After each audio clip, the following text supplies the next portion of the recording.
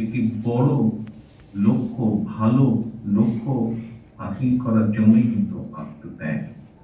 তাদের এই আত্মত্যাগ শুধু পারিবারিক কারণে নয়, শুধু সামাজিক কারণে নয়, তাদের এই আত্মত্যাগ এই সমগ্র দেশ, এই সমগ্র জাতির ভালো কিছুর জন্য আত্মত্যাগ।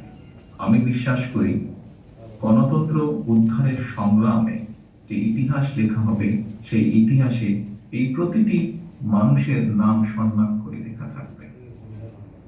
প্রিয় উপস্থিতিবৃন্দ, আজকের এই অনুষ্ঠানে খুব বেশি কিছু হয়তো আমাদের বলার নেই।